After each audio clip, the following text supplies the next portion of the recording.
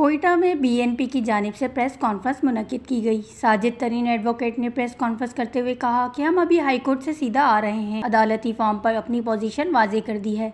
सरदार अख्तर मेंगल को गुज़िश्ता रोज़ एयरपोर्ट पर गैर कानूनी तौर पर ऑफलोड किया गया। अख्तर मेंगल के अहले खाना को एफआईए की जानिब से नोटिस जारी करना तशवीशनाक है। एफआईए के नोटिस में इल्ज़ाम लगाया गया कि आप मारंग बलोच को सपोर्ट करते हैं। बीएनपी ने हमेशा पुरअमन सियासी जद्दोजहद की है और आइंदा भी करती रहेगी। उनका मजीद कहना था कि अख्तर मेंगल ने मियां नवाज शरीफ को तहरीरी तौर पर खदशात से आगाह किया था, जो हकीकत बन चुका है। साजिद तरीन का ये भी कहना था कि आज़ादाना इंतखाबात और जमहूरियत के वादे पूरे नहीं किए गए, सियासी जमातों को धोखा दिया गया। बीएनपी ने हमेशा जमहूरी सोच रखने वाले अफराद को शामिल किया है। हमारे एहतजाज को ताकत के जरिए दबाना आईनी हकूक़ की खुली खिलाफ वर्जी है। आइन हमें एहतजाज का हक देता है, लेकिन इसे मुसलसल पामाल किया जा रहा है। उनका ये भी कहना था कि बलोचिस्तान की आवाम के लिए जमहूरी रास्ते बंद किए जा रहे हैं और इन्हें जबरदस्ती दूसरी राहों पर धकेला जा रहा है। ये तमाम इकदाम दर हकीकत बीएनपी को दीवार से लगाने की साजिश है। अगर बीएनपी के किसी कारकुन के साथ कोई नाइंसाफी या ज्यादती हुई तो इसकी जिम्मेदारी तमाम मुतालिका इदारों पर आयद होगी। वश न्यूज़, कोयटा, बलोचिस्तान।